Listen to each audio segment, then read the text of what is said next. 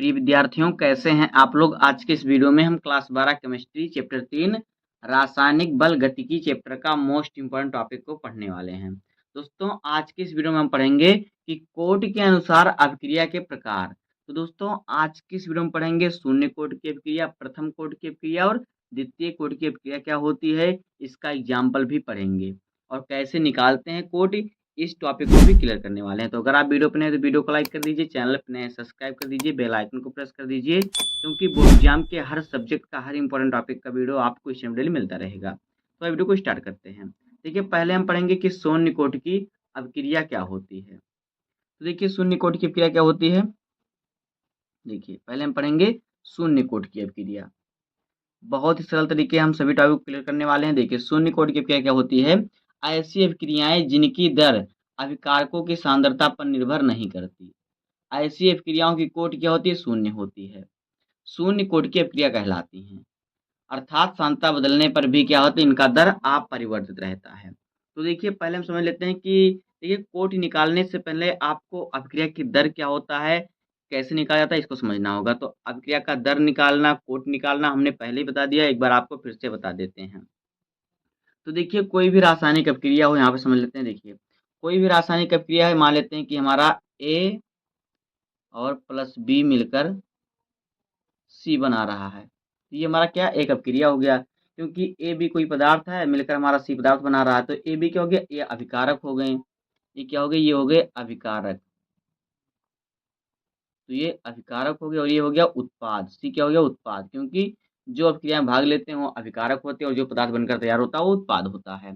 तब देखिए, अब देखिए इसका वेग हम कैसे निकालेंगे। तो देखिए, जो वेग होता है, जो अभिक्रिया का वेग होता है, वो अभिकारकों के सांद्रताओं के गुणनफल के समानुपाती होता है। तो जो अभिक्रिया का वेग होता है उसे हम किससे, आर से प्रदर्शित करते हैं। अब करेंगे हम आर समानुपाती क्या, अभिकारकों की सांद्रता का गुणनफल। तो अभिकारक ये है, इसकी सांद्रता हो गई, इसका क्या हो गया, फिर गुणनफल हो गया। अब देखिए, इसके घात कुछ रहेगा। मान लीजिए इसकी घात x है, इसके घात y है, क्योंकि इसकी संख्या कितनी होती है उसके घात रहेगा। तो ये इसका क्या हो गया, वेग हो गया। चलिए, इसका वेग हो गया। हाँ, अब देखिए यहाँ से हम जो समानुपाती का चिन्ह हटाएंगे तो ये हो जाएगा r बराबर, यहाँ पे k स्थिरांक आ जाएगा और ये हमारा हो जाएगा, देखिए, a अभिकारक की सांद्रता और इंटू में b अभिकारक की सांद्रता। ये हो जाएगा इसकी, इसका ये वेग हो जाएगा। अब देखिए, ये क्रिया का वेग हो गया, r जो होता है क्रिया का वेग होता है। अब इसका हम कोटि आसानी से निकाल सकते हैं। तो देखिए, अभिक्रिया की कोटि क्या होती है, जो अभिक्रिया की कोटि होती है वो होता है अभिकारकों की सांद्रताओं के घातों का योगफल जो होता है वो होता है अभिक्रिया की कोटि। तो देखिए, ये अभिक्रिया है, इसके अभिकारक है, या अभिकारकों की सांद्रता है। अब सांद्रताओं का देखिए घात क्या है, इसमें देखिए ए पर x है और b पर y है, तो इसका योगफल जो हो जाएगा वो अभिक्रिया की कोटि हो जाएगी। अभिक्रिया की कोटि को हम किससे, n से प्रदर्शित करते हैं। तो n बराबर क्या हो जाएगा, देखिए x प्लस वाई, ये हो जाएगा अभिक्रिया की कोटि। इसी प्रकार से हम अभिक्रिया की कोटि निकालते हैं। n होता है, क्या होता है, अभिक्रिया की कोटि होता है, और r क्या होता है, r होता है अभिक्रिया की दर। तो इसी प्रकार से हम इसको समझेंगे। तो देखिए, अब हमारा है शून्य कोटि की अभिक्रिया। तो देखिए, शून्य कोटि की अभिक्रिया क्या है। ऐसी अभिक्रियाएं जिनकी दर अभिकारकों की सांद्रता पर निर्भर नहीं करती, यानी कि जिनकी दर जो होती है, जिन अभिकारक की सांद्रता पर निर्भर नहीं करती, यानी कि जिसके क्या होता है, जिसके घात में शून्य होता है। ऐसी अभिक्रियाओं को, ऐसी अभिक्रियाओं की कोटि क्या होती है, शून्य होती है। इन्हें शून्य कोटि की अभिक्रिया कहते हैं, अर्थात सांद्रता बदलने पर भी क्या, दर अपरिवर्तित रहता है। तो ये होता है शून्य कोटि की अभिक्रिया। एक बार समझ लेते हैं इसको। मान लेते हैं कि हमारा, देखिए, एक हम एग्जाम्पल लेते हैं। देखिए, एग्जाम्पल हम क्या लेते हैं, यहाँ पे देखिए N2 प्लस H2 मिलकर क्या बना रहा है, यहाँ पे देखिए, इसको हम 200 डिग्री सेल्सियस पर गर्म करेंगे। मान लेते हैं कि कोई उत्प्रेरक मिलाकर यहाँ पे, तो देखिए यहाँ पे कोई मिला देंगे उत्प्रेरक, तो ये क्या बनेगा, ये हमारा बन जाएगा 2NH3, ये बन जाएगा। अब देखिए, इसका अगर हम कोटि निकालें तो कोटि निकालने से पहले हमें दर निकालना होगा। तो इसका अगर हम दर निकालेंगे तो देखिए क्या हो जाएगा, इसका दर क्या होता है, R होता है। तो यहाँ पे देखिए दर R क्या होता है, ये क्या होता है, ये होता है समानुपाती। किसके समानुपाती होता है, इसकी सांद्रता अभिकारकों की सांद्रताओं के गुणनफल के समानुपाती होता है। तो यहाँ पे देखिए N2 की सांद्रता, इसकी एक ही तो इसकी 0 है, तो इसके पावर 0 रहेगा क्योंकि इसका आगे कुछ नहीं है। उसके बाद देखिए H2 की सांद्रता, हमने यहाँ पे देखिए बीच में हमने रख दिया पॉइंट, यानी कि इनका गुणनफल, यानी इसके गुणनफल के समानुपाती होता अभिक्रिया का जो दर होता है। अभिकारकों की सांद्रताओं के गुणनफल के समानुपाती होता है अभिक्रिया की दर। अब अगर हम यहाँ पे समानुपाती का चिन्ह हटाएंगे तो ये R बराबर क्या हो जाएगा, यहाँ पे K स्थिरांक आ जाएगा, हो जाएगा N2 की सांद्रता और फिर H2 की सांद्रता, क्योंकि दोनों अभिकारक हैं। तो इसका दर हो गया। अब जब दर निकल गया तो इसका हम कोट आसानी से निकाल सकते हैं, क्योंकि कोट क्या होता है, अभिकारकों की सांद्रताओं के घातों का योगफल। तो यहाँ पे घात शून्य शून्य है, तो इसका योगफल दोनों घात हम जोड़ देंगे, वही इसकी कोटि हो जाएगी। और कोटि को हम किससे, n से प्रदर्शित करते हैं, तो दोनों को हम जोड़ देंगे तो हमारा क्या है, 0 + 0 है, तो 0 हो जाएगा, यानी कि n जो है, यानी कोटि क्या हो जाएगी इसकी, इसकी कोटि क्या होगी, शून्य होगी, 0 होगी। ये शून्य कोटि की अभिक्रिया होती है।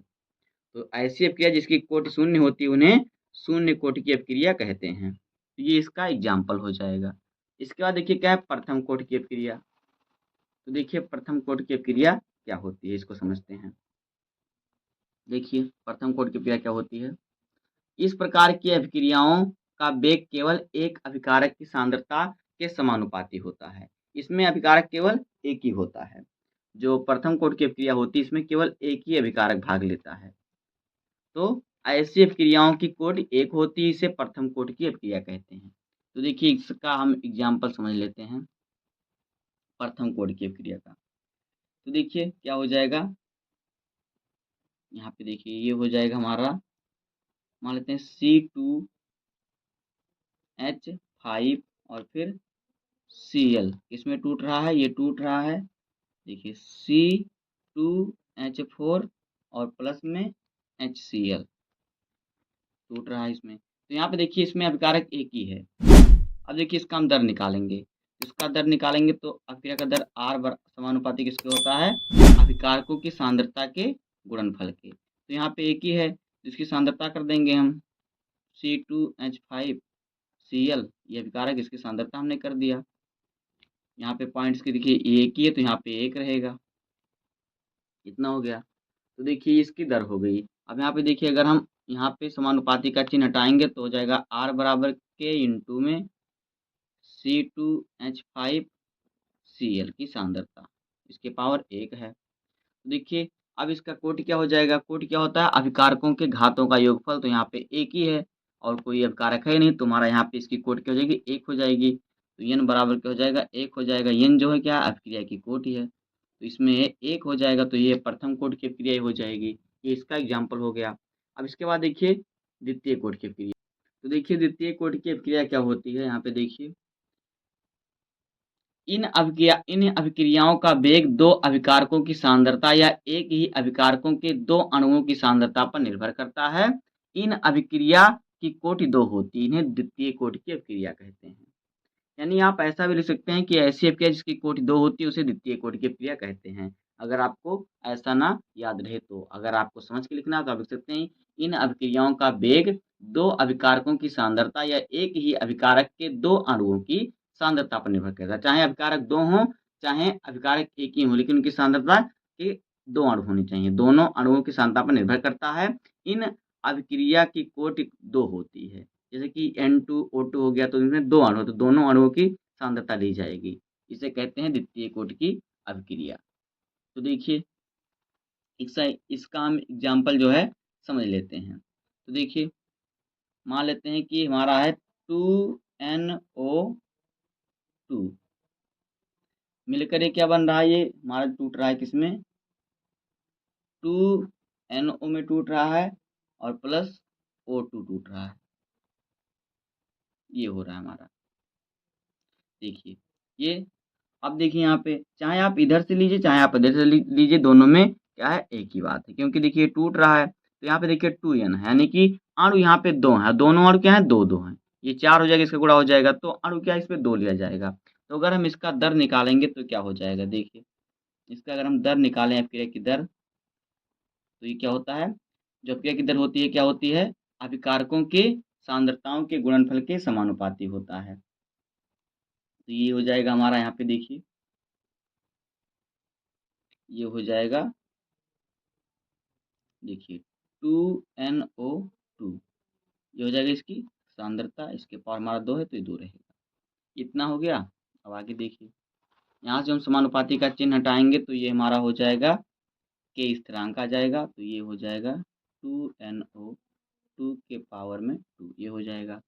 तो देखिए ये हो गया क्रिया की दर। अब इसकी हम अगर कोटि निकालेंगे तो कोटि क्या होता है, अभिकारकों की सांद्रता के घातों का योगफल कोटि होता है। तो यहाँ पे घात 2 है तो यहाँ पे n बराबर क्या हो जाएगा, 2, जो आपके एक कोट हो जाएगी 2 हो जाएगी। अगर एक यहाँ पे और होता प्लस में तो उसका भी घात इसमें जोड़ा जाता। तो दोस्तों इसी प्रकार से होता है कोट के आधार पर अपक्रिया के प्रकार। तो आपने समझ लिया शून्य कोट की अपक्रिया, प्रथम कोट की अपक्रिया और द्वितीय कोट की अपक्रिया। तो आपकी इस सिलेबस में बस यही 3 अपक्रिया पढ़ना है। उम्मीद करता हूँ आपको वीडियो पसंद आया होगा और आपको तीनों अपक्रियाओं के न्यूमेरिकल मालूम होंगे।